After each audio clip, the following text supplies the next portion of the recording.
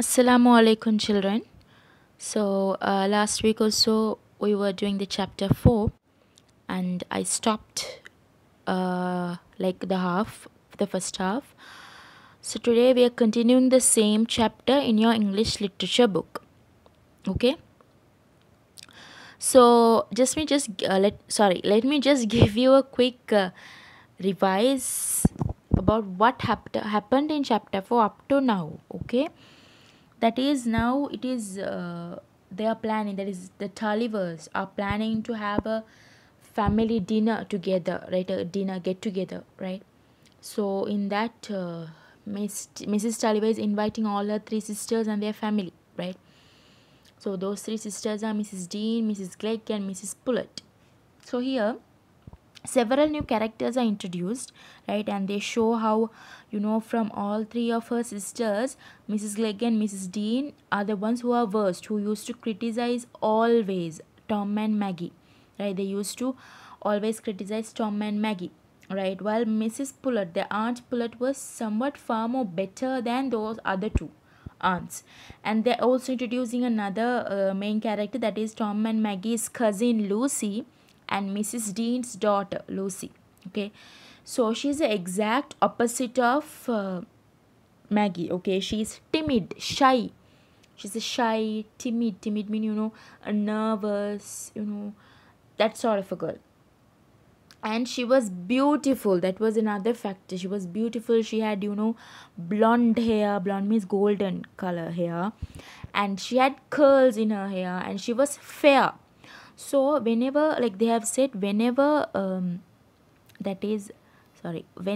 Lucy and Maggie stood close by, they would always look like, a puppy and a kitten was a very, overgrown puppy and a very cute kitten was standing beside each other. That is how it looked.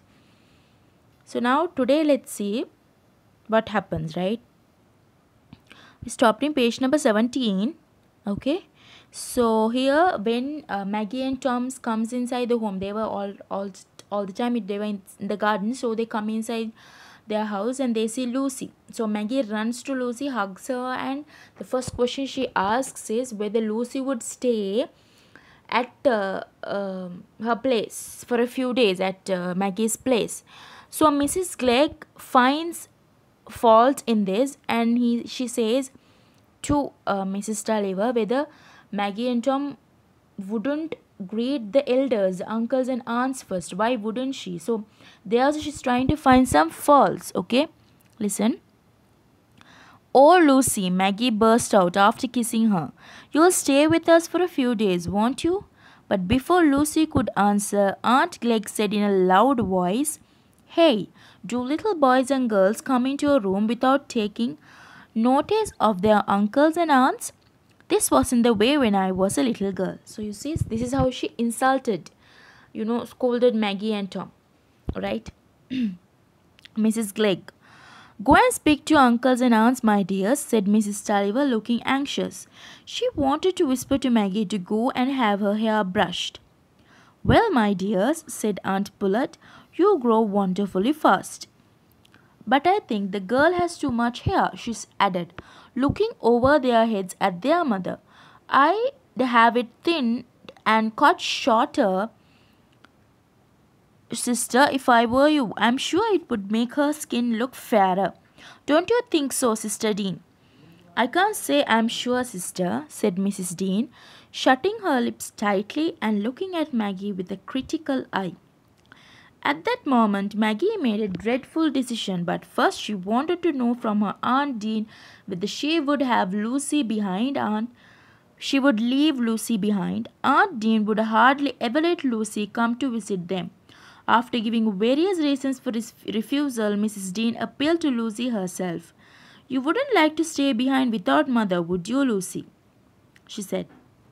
"Yes, please, mother," said Lucy timidly, blushing very pink all over her little neck.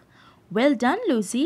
Let her stay, Mrs. Dean, let her stay," said Mr. Dean, a large, cheerful-looking man with a bald head and red whiskers.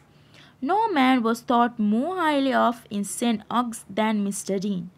He had a good position in a great mill owning mill owning, ship owning business he called Guest and Co., and many people were of the opinion that he would be a partner in the firm before many more years had passed.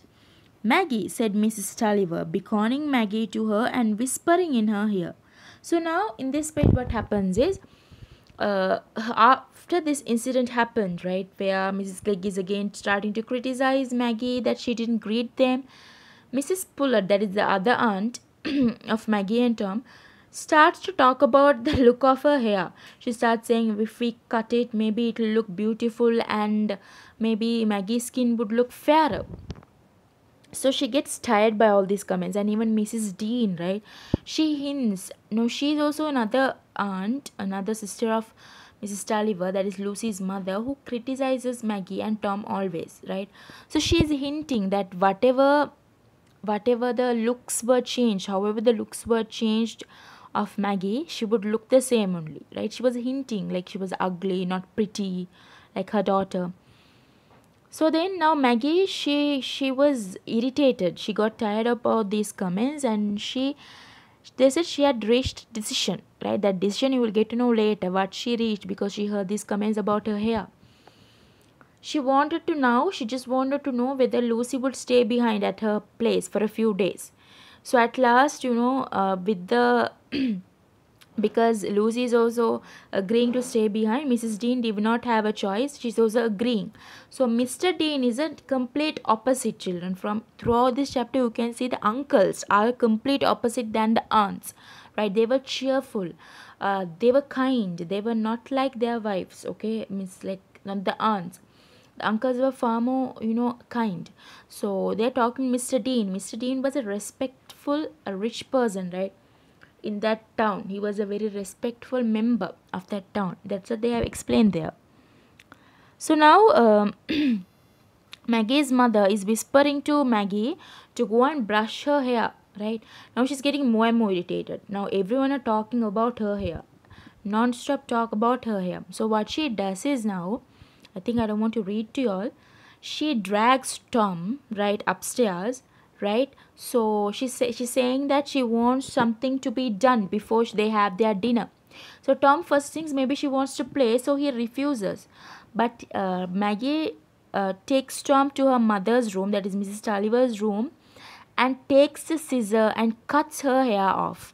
And she gives the scissor to Tom to help her cut the hair from behind, right? Now she has cut her, she had very long thick hair, right? So all those hair was cut, right? Because she was irritated by all those comments made about her hair for her whole life.